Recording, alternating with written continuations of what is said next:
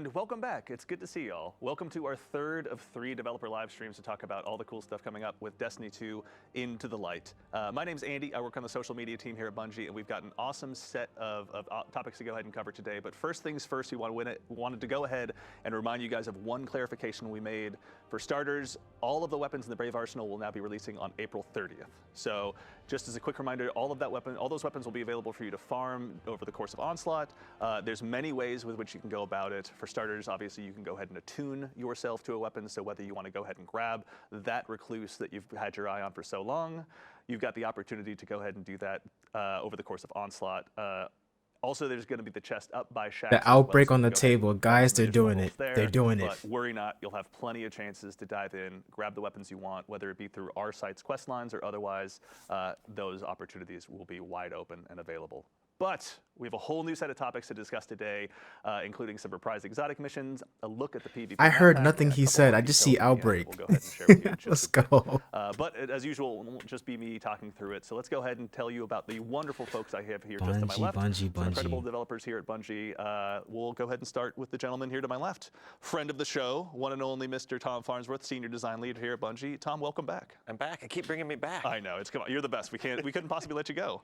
No, of course, I'm the creative lead for Into the Light, but we're really here to talk about all the great work the team has done and these individuals here with us today. And we're going to talk about some exotic missions. Yes. Missions with an some S. rewards associated with them, and some PvP stuff. So let's dive in. Let's talk to everybody else here. Great stuff. We also have, now sitting just next to Tom as well, we have Rob Adams, one of the art directors here at Bungie, and kind of the person to help come up with the concept of Into the Light. Rob, welcome.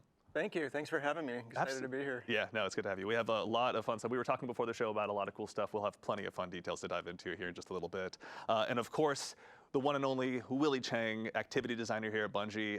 How you doing, Willie? Good morning. I'm doing well. For the folks at home that may not be familiar with you or your work, what do you do here at Bungie, if you don't mind my asking? I'm an activity designer for Into the Light. I worked on the 0 Hour reprise.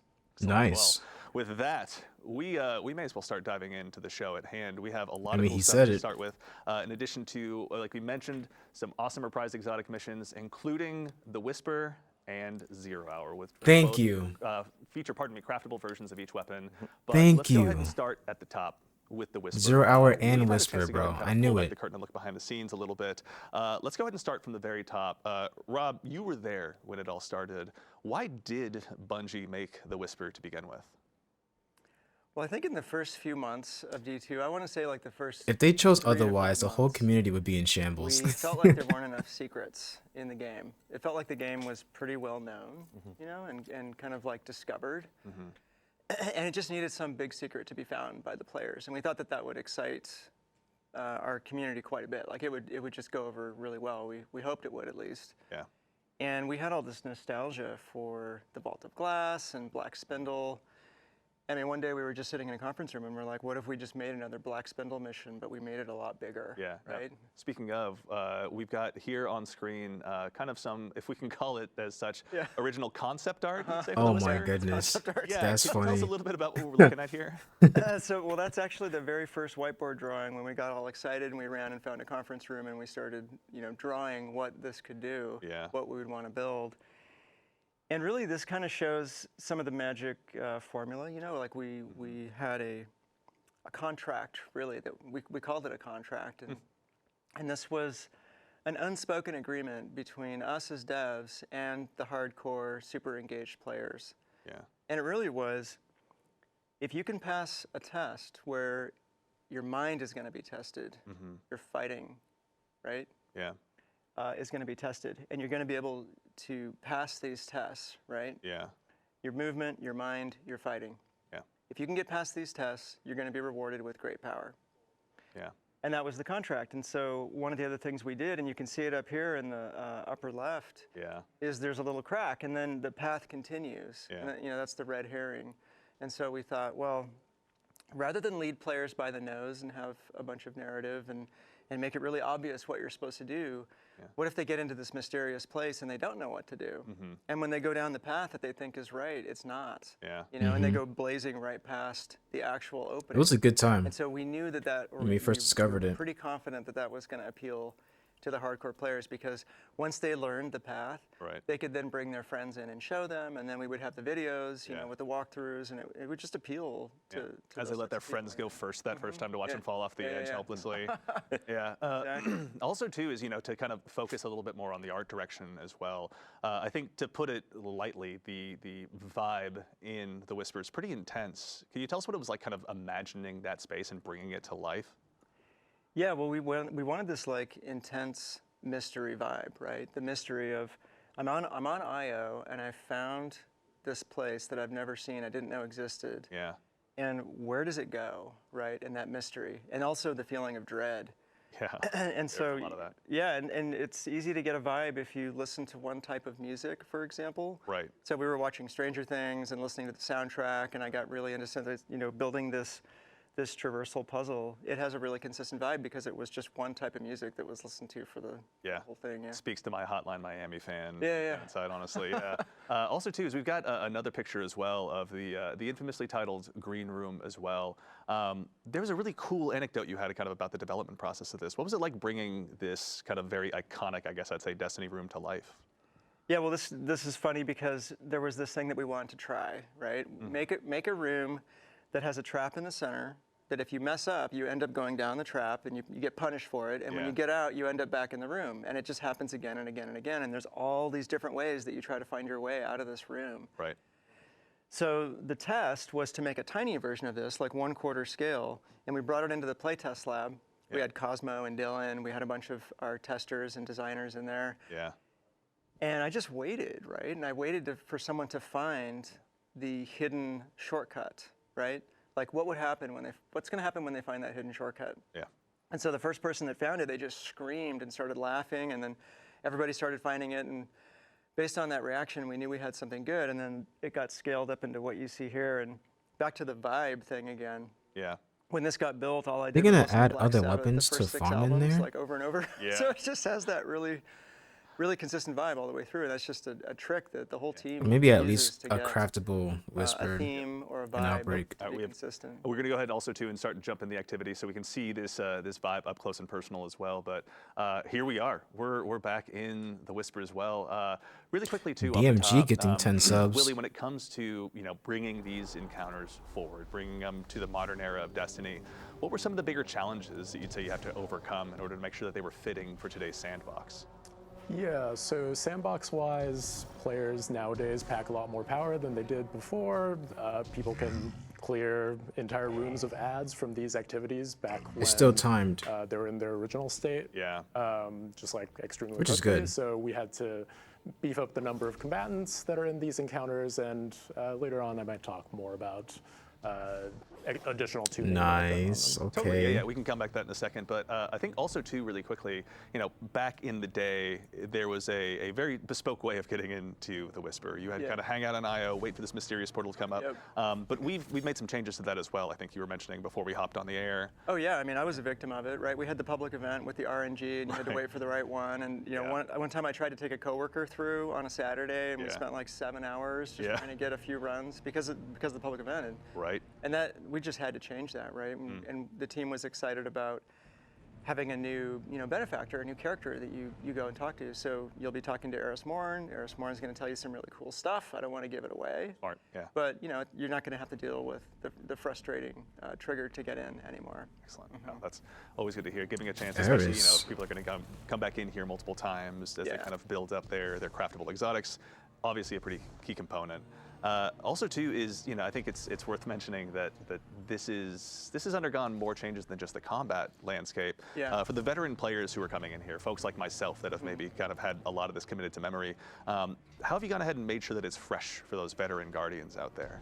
Yeah, well, the goal was, how is this going to be exactly what you just said, right? Like if I've played this 10, 15, 20 times, I've guided people through, maybe I've made a video about how to get through here.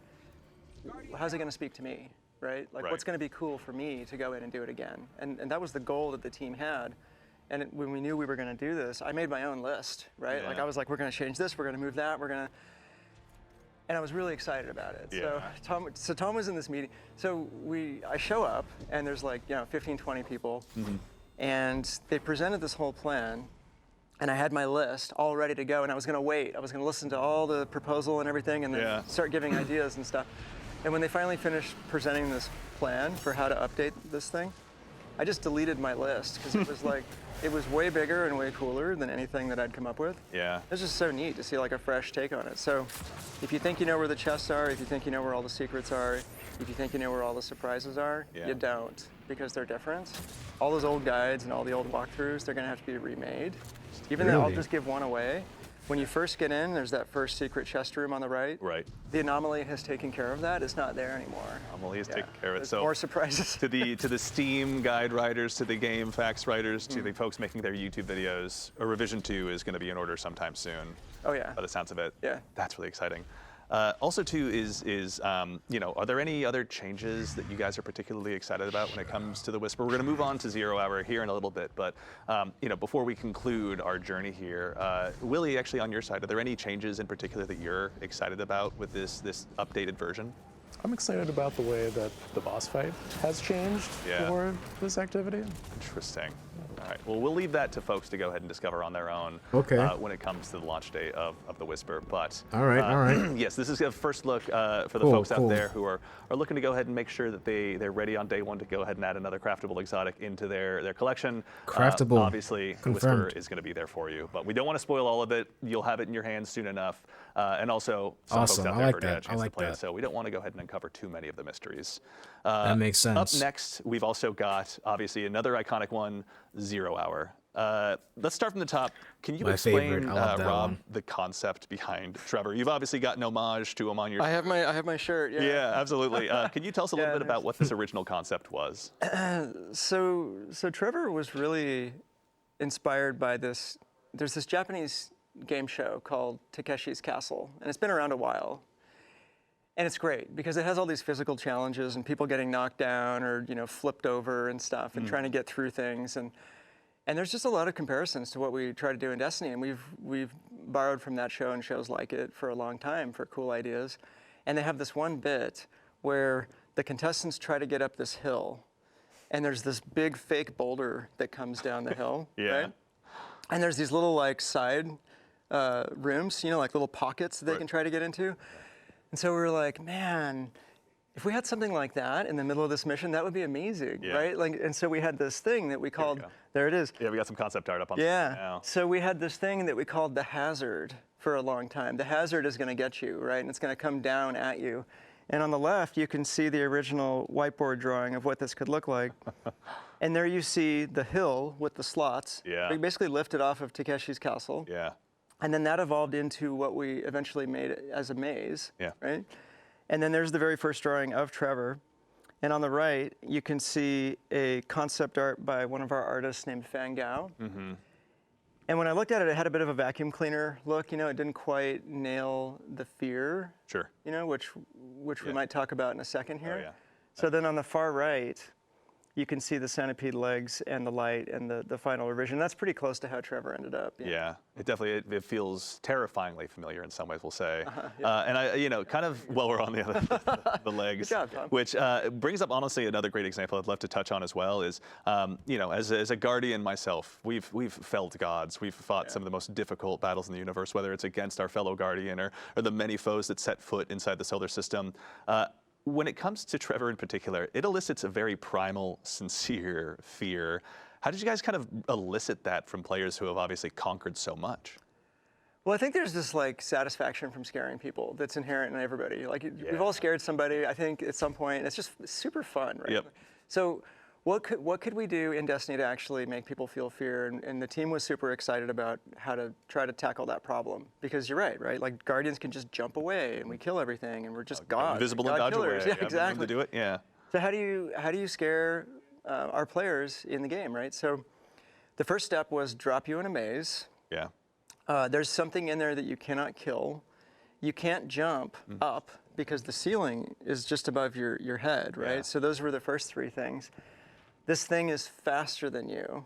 So you're in there with something that you can't kill that can go faster than you. And then, of course, we did the centipede bottom, which I have this particular phobia of centipedes. The fact that you took something that is such a fear and put it front and center, honestly, like it's commendable. I watched this video like a week ago where this dude takes a giant centipede and lets it bite him on the arm. Why would you do that to I yourself? don't know. I almost passed out like watching this video. Centipedes terrify me. And so I thought the bottom of this thing just has to be sideways centipede legs that are made out of metal, and they just grind you up when it catches you. And then the final piece of the formula for this thing really was to put a super bright light on it that would shine as a shadow caster across your, like past your body, so you can see your own shadow as you're trying to get away. Yeah. And honestly, like a lot of it was inspired by the anxiety that I feel, and I think folks on the team also felt when we talked about like the trope of a subway that's coming around the corner. Right. Right. You see that finite just clock running out It's in front coming. of you. Yep. You see the light coming, and then you see the thing. Yeah. And so that really helped us figure out how to make this thing as freaky as This possible. time, no Indiana Jones laying down on the tracks hoping for the best here. Yeah, no. Not a chance, no. Trevor's going to chew you up, honestly. So also, we found ourselves now, we're in the beginning stages here of the Whisper we can see on screen. Willie, we kind of touched on this briefly over the course of I just the Whisper. realized. But can you tell us a little bit about what it was like sort of reinventing these combat spaces and these encounters for Guardians in a modern sandbox, especially those that are going to have the Brave arsenal available to them? Yeah, so just now you saw a brig in this encounter, which there wasn't one before. I think there's the desire to keep the soul of the activity, which is that, oh, there's time pressure on me to finish this activity quickly, and also I'm going up against powerful enemies that are trying to stop me from doing that. Yeah. So we wanted to make sure that the combat still felt challenging, even in today's sandbox. So we added some new combatants with the brig. And we also just increased the number of combatants, period, so that players had more to do with their more diverse and deadly tools. Yeah. Guardians have plenty of those available to them. When you were developing these combat spaces as well, were there any moments where you really thought to yourself, like, all right, this is it. Like, we've really centered in on what was great about this mission originally, but this is going to be appropriately challenging for today's Guardians? Yeah, I think when we play tested it and we had everybody load up with their like new maneuverability tools, their swords, their grapples, to go through the activity, and then we were expecting that like, oh, people are going to breeze through this like it's nothing, like the original 20-minute timer has to become something else. But really, all of that translated over pretty well. Like the individual sections are self-contained enough that like you can't bypass too many things by just using one new tool. Sure. The whole thing sort of still felt like 0 hour, even with your new toolbox. Yeah, that makes perfect sense. Even with, we're gonna go ahead and jump forward here a little bit as well, using our dev tools to take a look at Trevor as well. So for the folks out there that want to reinstill that fear in themselves, now's a brief chance to check it out. Also, too, is we're in a world where, there's strand grapples, there's shatter skating. When it came to kind of redesigning these activities, or even making, I guess, alterations more appropriately on these activities, with one like Trevor, for example, what was the challenge that you kind of had to overcome with those new movement tools in addition to the combat tools that players have available to them? Yeah, I guess philosophically, I want to make sure that if people were speccing into being highly maneuverable, then I honor that choice and say, yeah, you're highly maneuverable. Like maybe you're in this hallway with Trevor. I don't want to be ground up by these centipede legs, so I'm going to sword skate through this so that I can have a little bit of speed on Trevor. But like, you still can't invalidate the challenge entirely. Trevor will still kill you if you mistime those.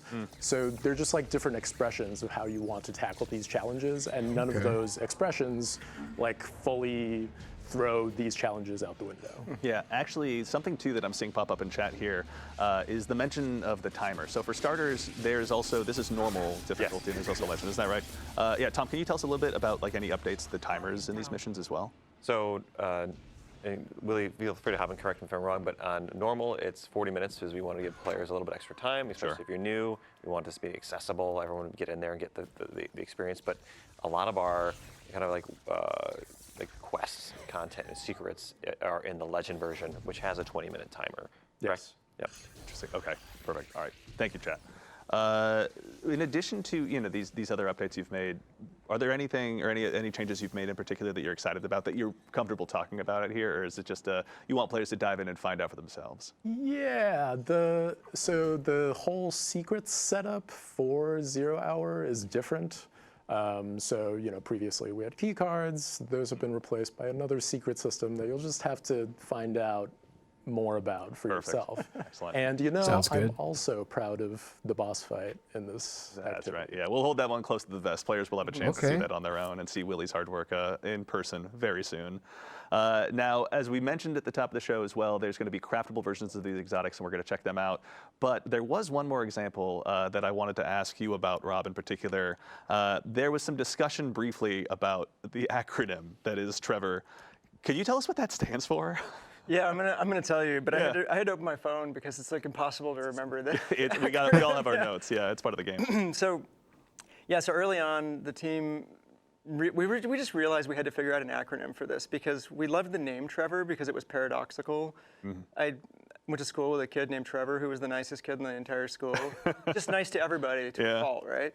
So I always thought like Trevor is just the nicest name, and so paradoxically, here's this evil thing named Trevor, and we thought it was hilarious.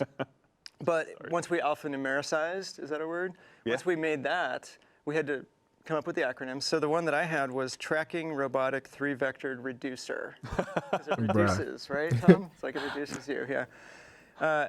But that was our internal acronym. Yeah. And so when we went to GuardianCon and we did like a fly-through or like a walkthrough. Yeah. And so the community team, thought that we should let the fans of GuardianCon decide what the actual acronym for Trevor was. And so we had like the 5 different examples, and my tracking robotic was in there. Oh, right? yeah. That's one of the things. I was like, please pick mine, please pick mine. Yeah. And so at the end, what they decided on, and they decided by loud applause, and it was like very obvious that this is what they wanted. The committee had Oh yeah, spoken. it's like very obvious. Yeah. What they decided on was tame, relaxed, triple vac roommate. So that's the official name for Trevor. That's it. It's the codified. acronym. Yeah. Thank you very much to the denizens of GCX. Thank you very much for your hard work. Awesome. And I'm letting us ready for know, these maps. Exactly what Trevor should be called. That's really cool. I wish I'd been there for that. Okay, now we're taking a quick look at the craftable exotics as well. We're going to go ahead and start with Whisper of the Worm. Oh, nice. Tom, can you tell us a little bit about what players who are kind of going to go ahead and facilitate their own play style or want to build a Whisper all to their own? What are they going to have to look forward to with all this? Yeah, even before we get into Give us the crafting, last 2 columns right I've now. got my notes here from Chris Proctor, so You're the man himself. Yeah, he's Right. sitting on my shoulder, Come on. helping me out here. And we wanted to retain the fantasy of both these weapons, of both of Whisper and of Outbreak. And Whisper, it's a hard-hitting precision weapon where you're in the backfield. Like, and if you land your crits, you're rewarded, and you can sustain a ton of damage on a boss or enemies with a large critical area. Ogres will be felled. Ogres would be felled. The servitors. Don't stand a chance. Yeah.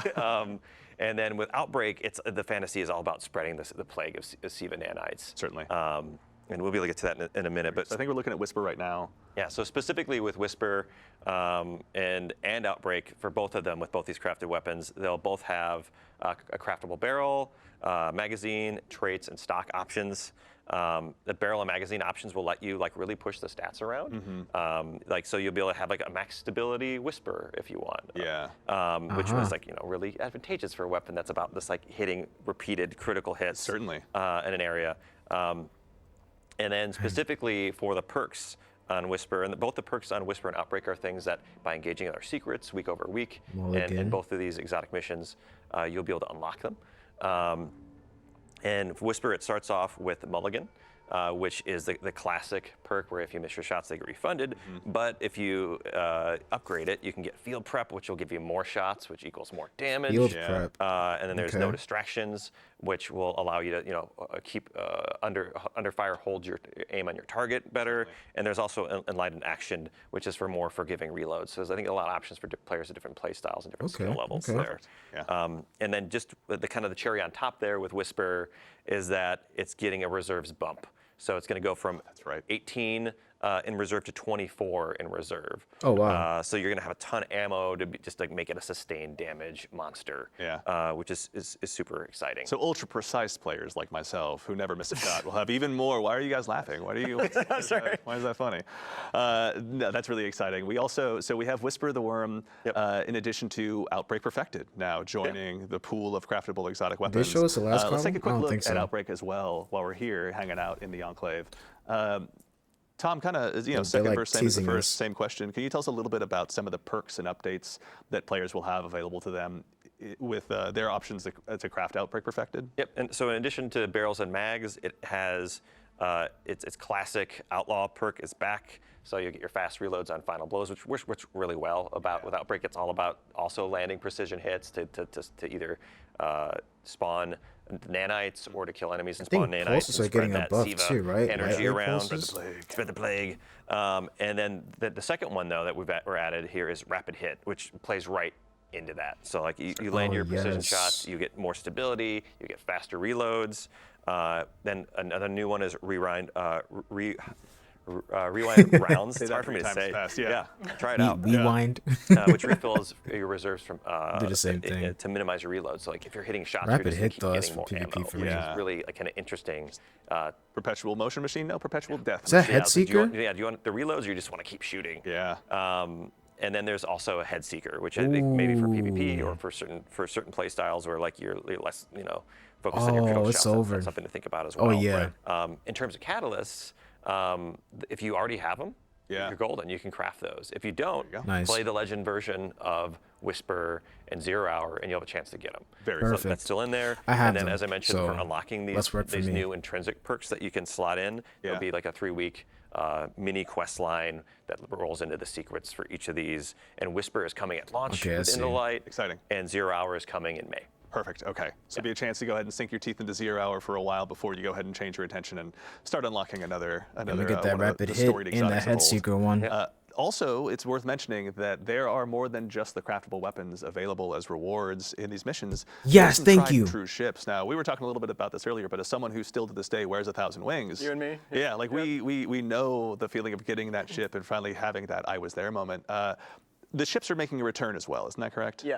Wow. Okay, so for both Whisper and for 0 Hour, they're coming back. Is it the exact same ship, or are there going to be changes on them? No, these are actually new assets, right? They're new ships, so they won't be the same. They won't sit in the same spot in your inventory, and they are updated to look really cool and new. And I think they're exciting, especially we took the old scrap drifter ship that was, I think. Not really loved particularly by the community because it was literally scrapped together from spare parts to get built, and so we did a really nice pass on that. So it's inspired by the look of Outbreak Perfected, and I think it looks great. I think the community is going to love it. Yeah. And then we have the Whisper ship, 1,000 Wings.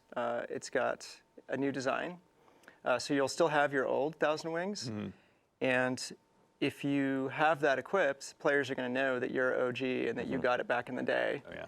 And the new one is going to look like the new one, so there won't be any mistaking the old one for the new one. Very cool. Excellent. So for the players who want to go ahead and continue to build up their collections, there's a chance to go ahead and dive back in. Maybe they weren't there originally, but they want to go ahead and join the 1,000 Wings Club to a degree. Exactly. Excellent. So there'll be a chance to go ahead and unlock those as well. Excellent. Well, I think we are actually about at the point of the show we're going to go ahead and get ready to rotate over to the PvP map pack. But for starters, let's go ahead and make sure we thank our incredible team of playtesters here, going ahead and showing off the missions for us. Ashley, Peyton, and Michael, thank you all so much. Very much. There we go. We're getting some waves from the backstage. Thank you all so much for the time. And of course, Willie, I think this is unfortunately the time now we bid you adieu to go ahead and transition into the PvP Thanks map. for having me. See you soon. Awesome. Willie, thank you so much. All right. All right. We are now joined by another member of the Bungie development team, a staff artist here who has helped made many of the PvP maps that you've also known and loved. The one and only Mr. Cooley Callahan. Cooley, welcome to the show, man. Guys, how's it going?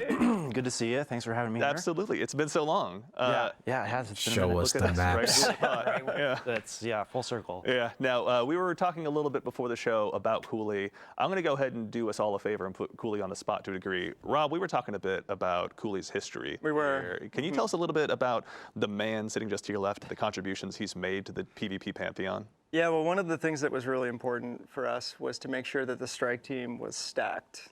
that we had the best designers on the strike team.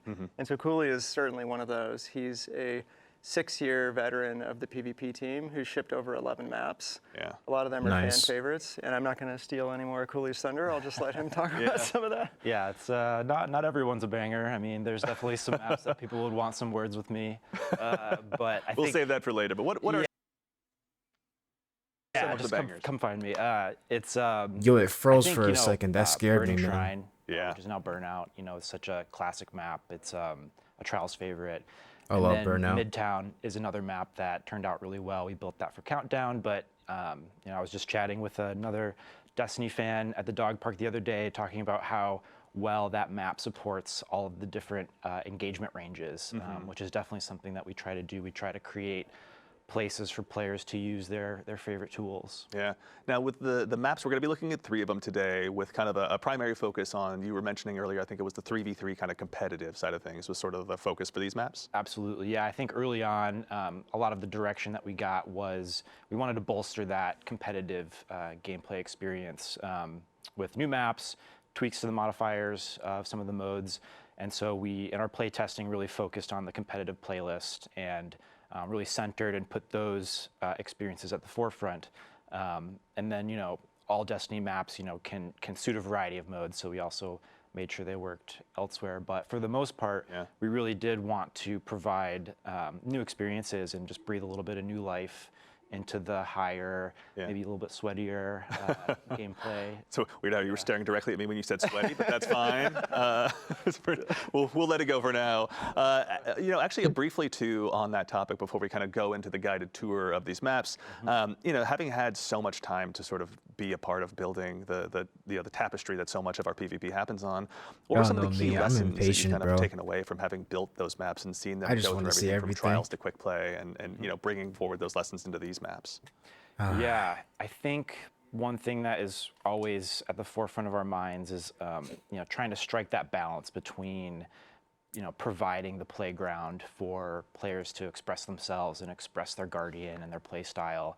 So a lot of verticality, a lot of movement, and then balancing that with making sure players understand where they're getting shot from, and creating a satisfying PvP engagement that doesn't leave players, cursing the map or feeling like they don't understand why they died. So we want to make sure that players have, we want to provide a choice for players that's Show me the always available maps. to them to riff and to work with their Immediately. team to, use the map to their advantage. So it's a balancing like a complex gameplay space that allows a lot of movement and freedom without opening it up so much that you're not understanding, like, geez, I can get shot from so many different places. Certainly.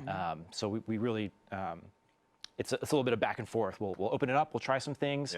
Especially this time around, we tried some stuff and got into the weeds a little bit. But I think that's all part of the discovery process of finding the gameplay that we want to create. And so we go a little further, maybe too far in the openness and Swiss cheese, and then we bring it back and make it a little bit more focused and really dial in the engagements that we want. That's awesome. I mean, speaking of getting in the weeds, there's no time like the present.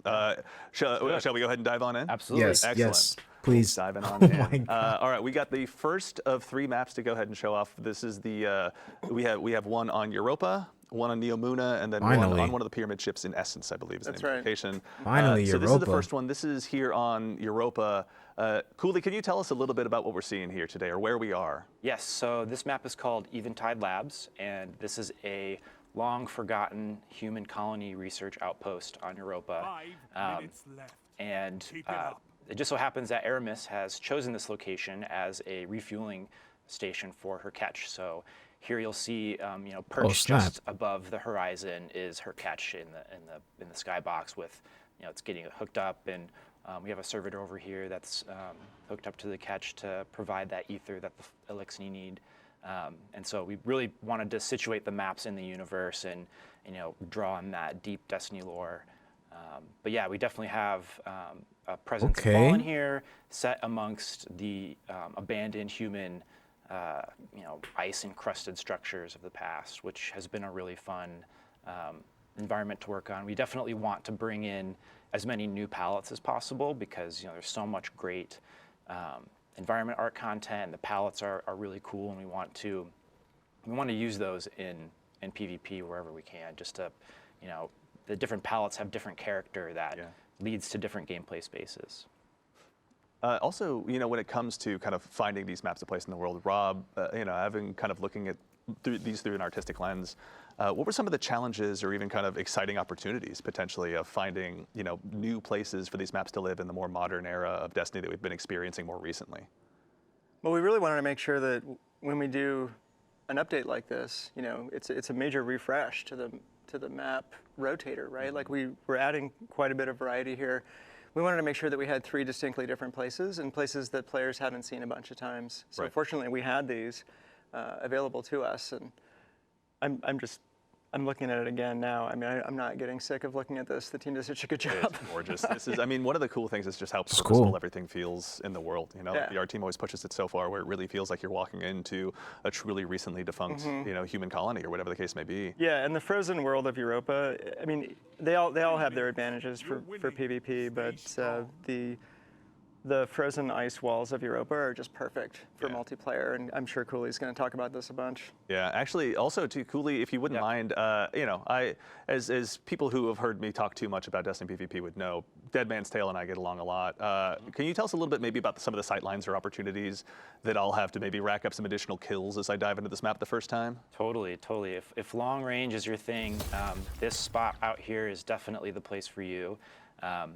There's one spawn that happens for one team over by C and then one over by A, and so in these competitive modes, if you've got an objective out here, this sight line is really important to lock down. So this is a spot where you're going to have 2 teams poking and peeking each other, and then rushing over here to try to get to this zone and lock it down. And if you're rolling with that long range kit, you can hang back and sort of lock down this airspace here so that you can provide cover and maybe support your team from being harassed down on this point. God, this and is then fantastic. We also have sort of this the sight line in the middle, which will be pretty fun. It's definitely going to be a race to for each player or each team to kind of get to this spot and lock down this sort of portal here to ensure that you can push into this space and kind of control the middle. But as you can see, there's lots of ways for players to come in and flank. So if you're holding the space, you'll really not want to be here for too long unless you've got the support to do it. Yeah. Make sure you throw those grenades right off of the rip, basically, when you're coming out of spawn to try and conquer that territory as best you can. Yeah, one of the things I love about these ice caves is, it provides a lot of opportunity for grenades, like trip mines, and to bounce things off of the back of the walls. And the shapes here are just really fun to play with. All right, so this is one of 3 maps. Let's go ahead and prepare to go ahead and move on to the next one here really quickly. We've got coming up next, Neomuna as well. So finding a place, on Neomuna, obviously that makes sense for PvP, probably seems pretty natural, honestly, given just like how rich and vibrant and exciting of a place it is. What was it like, even starting from an artistic standpoint on this map, Rob? This was a really exciting map for the team. It's a shopping/entertainment center for the Exos on Neomuna. And, so there's a lot of really fun decoration, and the spaces have a lot of character to them. There's a lot of recognizable things, human scale things that, look relatable. And we don't always get that in all of our palettes. And so this is also an opportunity for us to have a really clean architectural map that has a lot of crisp edges. Don't freeze. What's going on? And very flat floors. So all of definitely the more competitive players and the sort of the more PvP diehards, they really like take to this map, and it's an instant hit. People are, just right away pleased with, how readable the map is. It's one of those maps that you play a couple times and you get it. Like, you understand that it's all about this center atrium room that is really open and kind of has this big pit in the middle, and then there's this area down here which is where a lot of objectives spawn, and there's some special ammo down here. But then there's also this place over here where the heavy ammo spawns, and players will oftentimes just pop up here to do a quick check and maybe like try to get a cheeky kill on somebody who's maybe running from cover to cover, but you can't hang out here for very long because you've got so many different angles at which you can get shot from. But that's kind of like that balance of what I was talking about before. Like we want to provide that, but we want to make sure that it's not too powerful. Yeah, I like it. It's a risk reward, right? You're making a trade-off, and the players who are using the map well and who understand the map will be able to use it to their advantage. Yeah, actually also too, to kind of focus on the readability, I remember overhearing some discussions with you designers talking about the clean zone in PvP. Can you tell us a little bit about what that is and how it kind of helped inform the design of this map? Yeah, definitely. I think the clean zone is something that a lot of developers really use to sort of create this space for the player to pop, right? To like really stand out from the environment. And so for us, it's about where the player's head height is. And this map is, just one of the examples of how it can really provide for a good PvP experience to have this sort of mark on the wall where you can kind of expect players to reside in. Yeah. Till they jump around and strands suspend you in the air, and you're just left there cursing the heavens for a little while. Yeah. Maybe I'm speaking on my own behalf. This is looking fantastic. Yeah, this is, I will say, one of the maps that, having done a little bit of play testing myself, I still have to give you credit for perhaps one of the most diabolical heavy weapon spawns, or heavy ammo spawns, rather, I should say. Oh, that's crazy. In any PvP map. Like the sheer amount of risk reward that goes into just making your way safely, or so you think, out to that particular territory. Right. As you guys were even building that balance in of these consumables on the map, Cooley, what was it like sort of having that process evolve or grow? Yeah. Typically when we start laying out a map, we just kind of start with control because it's a good base point. It requires 3, very well-defined combat pockets that have an objective in them. But then from there, we start mapping out the other objectives that might exist on a map, like the heavy ammo point. And I think we've kind of gravitated more toward having special ammo live next to some of the other objectives on the map, so you're not constantly having to make a choice of where should I go.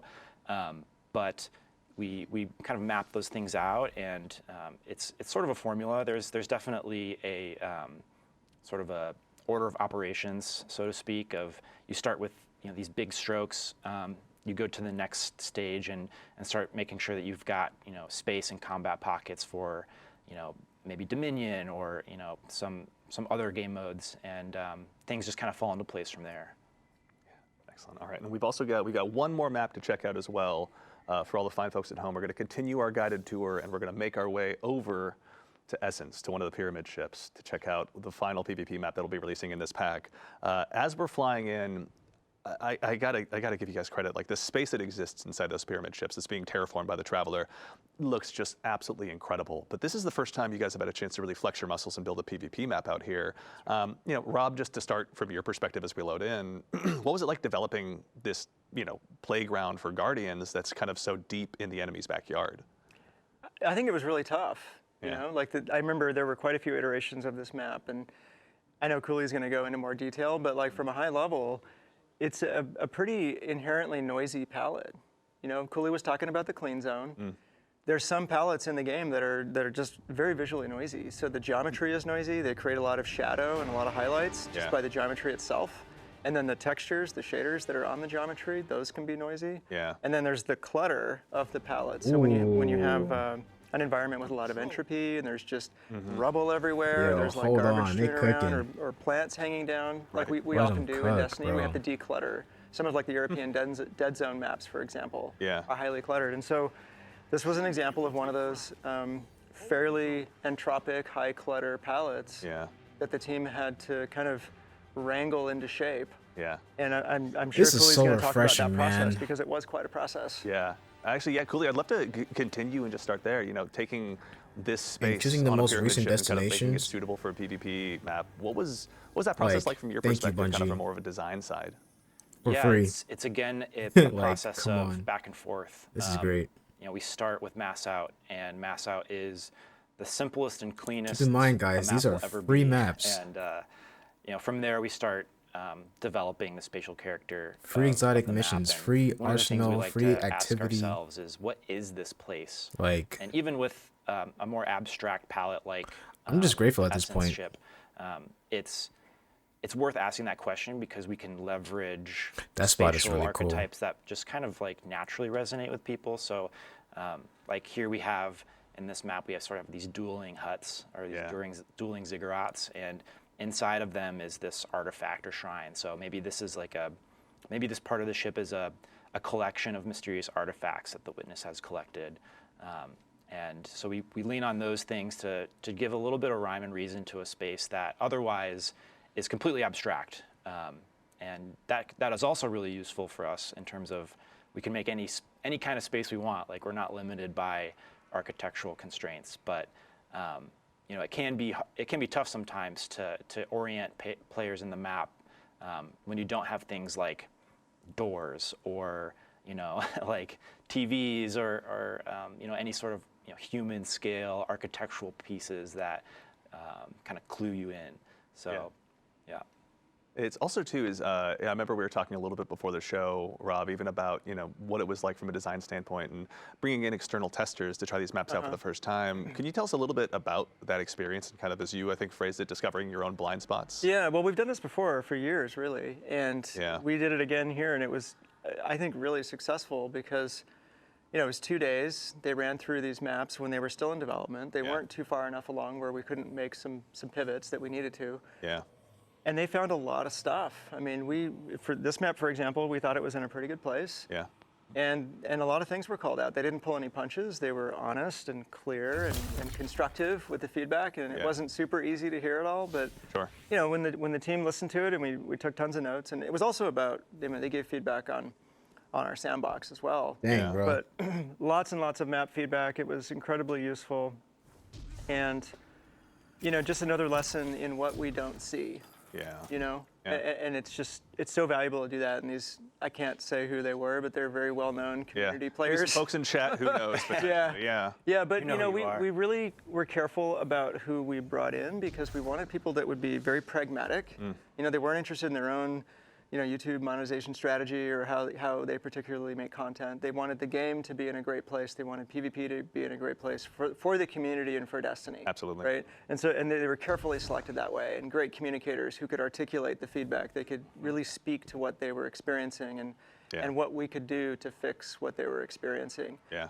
And I'd like, Cooley can probably say what he thinks about it too, but I was just blown away by how valuable that was, and we definitely want to keep doing that. Certainly, yeah. Cooley, can you tell us a little bit more about that experience on your side as well? Totally. I mean, it's so fun to, like, those are some of my favorite moments when we can get a bunch of you know, super fans from the community in and show them work in progress stuff, and they can actually give us real actionable feedback that we take back to our desks and talk about it, and we discuss how can we you know, sort of take their feedback and move forward.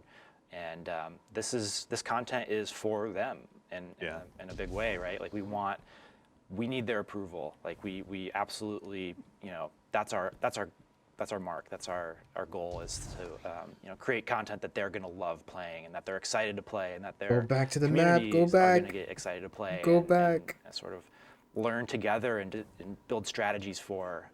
You know, that's the funnest part of the job. Yeah, I mean, also, you know, Cooley, on your side in general, what are you most excited for players to experience once this gets out into the world with Into the Light? Yeah, I'm excited to see these maps rotate into trials. I'm excited for players to have a totally new trials experience that, you know, is going to be a sort of an experience of discovery of these new spaces and new strategies, and for players to also, you know, the meta isn't really formed yet. I mean, like, we sort of know how the map plays, but it's always a fun surprise to see in the wild just how the map ends up sorting out and what people end up doing, and you know, we're really looking forward to just watching what happens. Yeah. I mean, I count myself among the many that are excited to go ahead and dive on in, having more playgrounds to go ahead and dive on in on trials, no matter what the case is, to maybe try and go ahead and actually get some more competitive rank. Cooley, thank you so much for taking the time to walk us through these today. We really appreciate it. Anytime, my pleasure. Excellent. And all right, well, we'll go ahead and use that as a moment to conclude the quick tour of as well of the PvP maps. We got a quick question from chat from Jake Asor asking about, are we going to get a playlist or mode? It'll be just these new maps during Into the Light. And the answer is yes. When they launch on May 7th, we'll have a 3v3 playlist to go ahead and talk just about these items. I'd rather let you play just those maps. Rather, we're talking about them today. They're all going to be playing them very shortly. All right, well, that so far wraps up the first 2 segments of our show. But we've got, as I mentioned at the top, a few more announcements for you as well. So you may have heard us mention the word Pantheon in the TWID last week, or even on the show here last week potentially as well. Oh, right. I forgot about that. We have got a brand new raid boss gauntlet rather, starting on April 30th. Now, there will be more information about this in an upcoming TWID. You'll have more details to dig into shortly, but you will have the Pantheon coming up, where you'll have an opportunity to face grueling raid bosses in a weekly challenge with escalating difficulties and rewards. Now, this is a chance for you to go ahead and rally your clan or the perfect fire team with Fireteam Finder, if you're able to track them down, to go ahead and track down those exotics, adept weapons, any emblems you may not have gotten your hands on. But we have more details for that in the coming weeks. Keep so like a fast way to get loot from all the raids, or putting that together. 2, when you dive on in on April 9th, actually rather before we get there, I'm sorry, we will have the opportunity to also, you'll have the opportunity to get a title through your course of Into the Light as well. So if you dive on in, go ahead and unlock all the triumphs associated with the seal, you'll be able to march into the final shape with a brand new title, Brave, as well. So make sure, go ahead and get those big challenges bit off, so that way you can handle them as early as you possibly can and let the witness know that you're on the way. We like titles. And we have 3 really, really cool things hitting on April 9th when Into the Light launches. The first one is, if you're a new player, you got a buddy who's just jumping into the game for the first time, and you'd rather not hang out with Shahan and the Cosmodrome, then you have an opportunity to go ahead and just join the front lines. You can skip the New Light campaign, give Shahan maybe a high five on the way out, ask him for a weekly bounty when you're back later, but you have a chance to go ahead and meet up with your friends, head to the Hall of Champions, grab the Gifted Thunderlords if you so choose, and get right ready for battle alongside them. So you'll be able to go ahead and grab some of these New Light kits as well, depending on what your subclass of choice is out of the gate. But your barriers the new to dive player with your experience friends needs to have be a never been lot lower. better. There'll be a This chance is to go ahead and dive on into right everything you're step. seeing with Into the Light here. Also, we have a couple more things. We have some questions in chat about this as well from It's Zepsky and Atlas Live TV. But on 4.9, you'll have the opportunity to also change the way your character looks. So you'll be able to go ahead and change your hair if you didn't like your haircut. If you want to go ahead and change your face paint. If you want to go ahead and risk it to be one of those guardians who goes helmetless in the tower. I'm not sure if I'm brave enough, but I know many of you are. Your chance will be arriving very soon with Into the Light. And there will also be an opportunity to change your name. So Guardian4681 out there, with the launch of Into the Light, we're also going to give you 1 more name change token. If you already have yours sitting around, I believe you have 2, but our friends in DPS will be able to answer that question for you. But you'll have that chance as well once Into the Light Interesting. launches. Now, there's a lot, but we also have 1 more thing for all of you. Next week, we're going to be joining you again for a special developer preview of some gameplay for Destiny 2: The Final Shape. It'll be wherever you're watching live. You'll be able to go ahead and watch it on April 9th at 9:30 a.m. Pacific, where you'll get a chance to basically, again, get a look behind the scenes. The developers have been hard at work for some cool stuff that you are definitely not going to want to miss. Please, we need that. We need hope for Final Shape. Will be live, so there'll be another emblem, which you can see here live on the screen. That'll be available after about 15 minutes of view time. If you haven't gone ahead and also unlocked the emblems that you got as a result of this show, or that we're having available during the Into the Light streams, then you have a chance to go ahead and spend some more time unlocking those as well. Bungie. For starters, to all of you Guardians out there in chat, thank you so much for taking the time to join us. Let's go, man. Thrilled about what we've been able to show off, and thrilled about what the team's working on for Into the Light. So thank you for taking the time to join us. Chat, we see you out there having a good time. So thank you very much for taking the time to be with us today. Also, it goes without saying, but we'll go ahead and do so anyway, to the incredible team here at Bungie, building Into the Light, making all of this. We are so back. The teams that you guys have been kind enough to represent, thank you all so much for all of your hard work. We're nothing without the entire teams that we have here. Teams are obviously great. We are so back. In that, and you're all great examples of that whole scenario. To our play testers as well that have helped us bring this show to life, to Ashley, Peyton, and Michael here behind the scenes, thank you so much for showing off some of the cool new content. And we got more to see next week. Oh my God. To Tom, to Rob, to Cooley, to Willie, to Noah, to Kelsey. I'm not forgetting anyone, am I? Chris. To Chris, thank you. To the one Getting and only Mr. Chris excited Proctor again as well. Thank you all for joining us. And now that is about it. So we're going to keep the stream here live until about 11:30, I believe, so you can go ahead and get a little bit more time racking up the last bits of those emblems. Bungie. But in the meantime, that's it for all of us here at Bungie. Oh, also, I'm sorry, to the team of producers here, everyone here that makes this show possible, they have the challenge of making me look good on camera, so obviously their work is cut out for them. Thank you all so much for helping bring this show All right. and now, finally, we're going to go ahead and sign off, and reminder, Into the Light launches next week. But in the meantime, take care of yourselves, take care of each other, and we'll see you all Starside. Thank you, Bungie. Reminder, all of this is free. Free weapons, armor, 2 returning exotic missions with craftable weapons, Onslaught, 3 maps, PvP, and another mode that helps us do like raid challenges for more loot, like more chances to get loot and stuff like that, a new title, emblems, loot. Super excited, y'all. Thank you guys for watching. I'll see you Starside as well. Peace out.